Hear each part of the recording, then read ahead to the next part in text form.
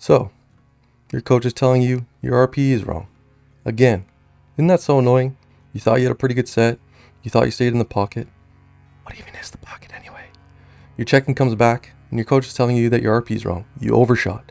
Again, you think you hit RPE 7, while your coach is telling you that your RPE is probably closer to like an 8.5 or a 9. What's going on here? Well, first off, what even is RPE anyway? RPE stands for Rate of Perceived Exertion. It's a psychophysiological scale of 1 to 10 that tries to quantify one's perceived effort on any given set or rep. For our purposes, it is used as a prescription tool in resistance training to regulate relative intensity, more specifically, proximity to failure on a given set. For simplicity, an RPE of 10 means that you have 0 reps in reserve, or RIR. RPE of 9.5 means that you probably have 0 RIR, but that you might be able to do a little bit more weight. RPE 9 means you had 1 rep in reserve, and so on. Some might also describe an 8.5 as like maybe being able to do 2 reps, and RPE of 8 is definitely being able to do 2 more reps. So the further you are from failure, the less accurate things will be. This is why for RPE 6 we say anywhere from 4 to 6 reps, because a lot can happen in the next 2 to 3 reps. Some of you may have experienced this in your training, most commonly in the bench press, where weight is moving like an RPE 7 and then suddenly it's RPE 10. It is much easier to tell when you have 1 rep in the tank versus 3 to 4 reps. RPEs and subsequently the information gained from them tend to be more accurate the closer we get to 1 rep max, and ratings will be less accurate the further you are from a 1 rep max. As an example, during a hard set of say 8 to 12 reps in the squat, there's more room for error due to the buildup of metabolic stress, respiratory distress, technical breakdown, ability to grind, willpower, etc. So, if there are negatives to using RPE, like lifter error, inaccurate RPE rating, overshooting, undershooting, subjectivity, inexperience, ego lifting, and so on, why would we use RPE anyway? The goal of using RPE is to get the external load, the weight on the bar, closer to the intended internal load, the training stimulus. The goal is to put the right weight on the bar for the right number of reps at the right RPE. So what are the advantages of using RPE as a training tool? We've all had those leaks where, life is just giving us hell. You're studying for exams, your boss is overloading you with work, you're not sleeping well, maybe you and your significant other are having troubles, you aren't eating enough, and when you are eating, your food choices are poor. But you are looking forward to the gym because the cathartic dopamine spike you receive from lifting heavy circles is just so much fun. Your coach programmed a heavy double today, and this will be the heaviest weight you have touched in a while. You get under the bar for your first warm-up and everything just feels You keep working up in your normal warm-up weights, but they're just not moving as fast as usual. You get to your last warm-up and this just flat out feels heavy. At times like these, RPE is going to be a very valuable training tool. As much as we might want to always be killing it in the gym, it is important to realize that the accumulated stress of life may catch up with us occasionally. As a wise panda once told me, by definition, the vast majority of your trainings are going to be average. It's important to understand that, stress is stress is stress is stress.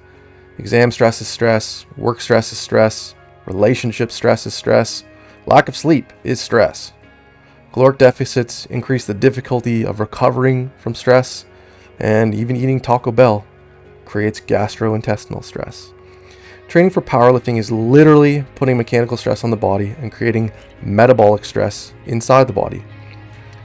Godfather Mike T uses the sink metaphor. There's only so much fluid volume that a sink can hold. There are bigger sinks, there's smaller sinks, sinks with slower running taps than others, sinks that drain faster than others. But if the sink continues running and is not unplugged in time, at some point it's going to overflow. So the main advantage of using RPE to prescribe load is to account for life outside the gym, fatigue levels, wear and tear, and then adjust training load appropriately for the day. When life stress is high, performance might be depressed, and training using RPE will help us reduce load to account for this. Hopefully in this time we'll get some extra sleep, food, relaxation, planned rest that is going to allow us to recover and adapt and come back stronger the following week. It is plausible that if we don't account for these things, we will continue to not recover as well, and negative performance will feed forward on itself, spiraling into the never-ending pit of overshooting because you think you should be able to lift the heaviest weights you ever lifted, even though you have not earned the right to do so given your lifestyle outside of the gym. If it's just one bad week since you used RPE appropriately, this should help manage the workload, in theory allowing you to recover and adapt so that you can get back on track with your progression the following week. On the flip side of things, if you are handling life outside the gym, you're on a break from school, work stress is manageable, your relationship is going well, social life is great, sleeping 9 hours a night, one can only dream. Your nutrition is on point. It's probable that training using RPE will allow you to lift heavier weights than you originally would have thought or planned. And from session to session or week to week, you will be recovering and adapting to training rather than simply surviving training. Remember that your systems need to repair and recover first. They adapt to the workload that you are placing on them. This will in turn lead to higher and higher weights on the bar, and the stimuli of lifting heavier weights will feed forward on itself. You must earn this outside of the gym, but also inside the gym by living in the pocket. Don't force the issue. Let the gains come to you. RPE is a valuable training tool for both when things are going poorly and when things are going well. One of the simplest reasons that RPE is such a valuable training tool is that it allows one to program and maintain training variables in order to see how one responds to a dose of training from week to week. As an example, if, say, your training prescription for your priority 1 competition squat is 1 rep at RPE 8, followed by, say, 3 sets of 8 at 67% of whatever your estimated 1 rep max for the day happens to be. You can use the same prescription the following week, pay attention to the response, and adjust accordingly. If the athlete is recovering and adapting, indicators set load and estimated 1 rep max should increase, increasing the load for the back off sets as well, therefore increasing the absolute training stimulus, while the training prescription actually stayed the same on paper. The relative training stimulus is the same. This will allow the athlete and coach to really monitor and see how things are going. If the athlete is not recovering from the dose, the absolute load and estimated 1 rep max will come down, lowering the training dose for that session. In theory, the athlete should be able to recover from this lighter session, and performance should recover by the following microcycle. If not, the coach or athlete can make training adjustments if they choose to, or see how things respond the following week. I would also argue that the ability of a coach or athlete to manipulate training load using RPE is a very valuable tool as well. If an athlete is experienced at using RPE, it becomes easier to prescribe heavier and lighter sessions, weeks, or manipulate load progression over a training block. I try to teach my clients that you need to earn those RPE 8 to 9 top set at the end of a training block. You need to learn to stay in the pocket first. Too much overshooting and you get busted back down to RPE 6 to 7 indicator sets across the board. Okay, so let's take a second and try to define RPE a little bit. RPE is also valuable as a prescription tool for all the random exercises that you do not have a 1 rep max for. With all the different combinations of SBD variation we can come up with, programming for powerlifting can be really fun. There are so many different bars, implements, training tools, exercises, and drills that it would be unreasonable to have a 1 rep max for every single exercise. If you are experienced at using RPE, you can prescribe any exercise, rep scheme, and RPE, and you should be able to be pretty accurate with your load selection and estimated 1 rep max for that exercise. No, estimated 1 rep maxes are not 100% accurate. They're estimates, and they tend to inflate the further you get from a 1 rep max and the further you get from failure. They're a good enough estimate, and they're great for tracking progress over time and across rep ranges, and they're very practical.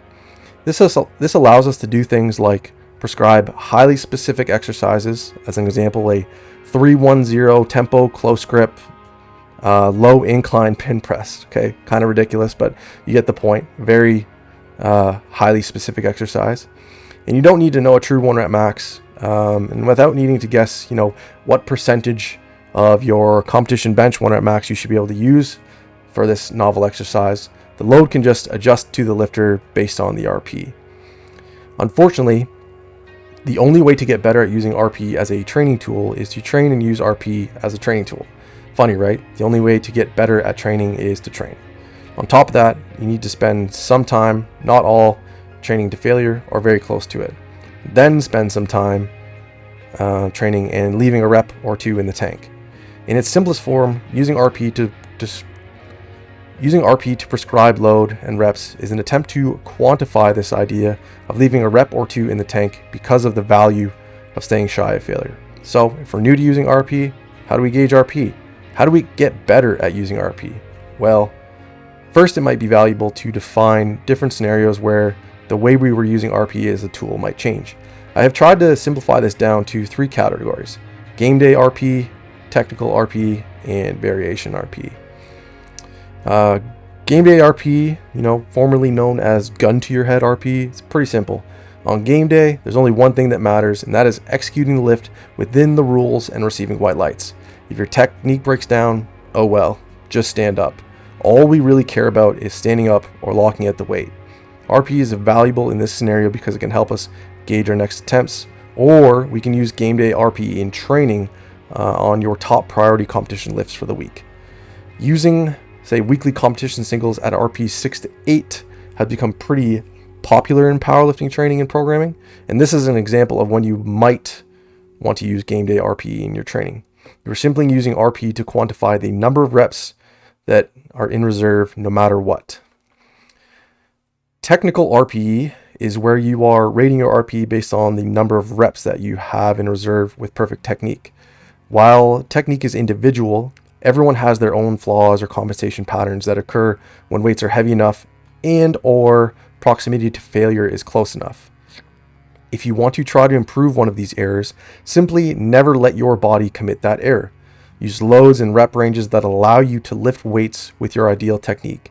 The idea here is that if we only practice with our desired technique, then our body will forget how to execute our former compensation pattern, and when weights are heavy enough, our technique won't change, the bar will just slow down.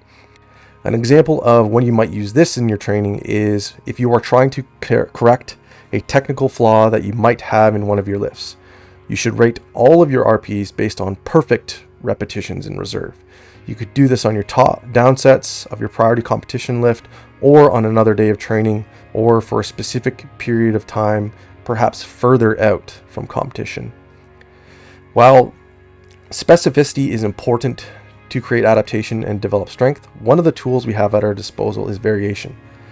Novelty in training, within reason, can help athletes develop over the long term. Varying volume, intensity, frequency, tempo, exercise selection, and rest periods are all different ways to create novel stimuli in training. Variation RP is mostly referring to our exercise selection or tempo, using different grips, tempos, pauses, bars, and training implements allows us to create some variation within an individual's training. Then lastly, variation RP refers to executing perfect reps according to the variation. If you have, say, safety squat bar 3-2-1 tempo pause squats, every rep that you do should be executed with a perfect 3-2-1 tempo and pause, and your RPs should be rated based on the number of perfect 3 seconds down, 2 second pause squats that you have in the tank. If you cannot execute perfectly on your last rep, rated RP 10. No one cares what you can SSB tempo pause squat against change with reverse bands on a transformer bar with the sun in your eyes. They care what you lift on meet day. However, your coach cares that you execute your tempo squats perfectly to see if they create transfer and actually improve your competition squat. I'll say that again. No one cares what you can tempo pause squat. They care what you lift on meet day. However, your coach, I care that you execute your tempo pause squats perfectly so that if they create training transfer and actually improve your competition squat. This goes for all of your other lifts as well. No one cares what you can close grip 3 count pin press, but your coach cares that it makes you better at comp bench press when executed perfectly. No one cares what you can fake rolling stop pause deadlift, but your coach cares that you execute your pause deadlifts 1 inch off the floor for a complete 2 count, completely motionless and with no power leakage. Okay, so I know that we started this ramble talking about struggles of being accurate when it comes to using rate of perceived exertion as a training tool, But before we discuss strategies for rating RPE more accurately, I wanted to make sure that I defined RPE, define some of the advantages and disadvantages of using RPE, and discuss some different ways one might apply RPE as a training tool in their programming and training. In the next part of this series, I will attempt to outline some of the practical strategies for those chronic overshooters and ego lifters out there.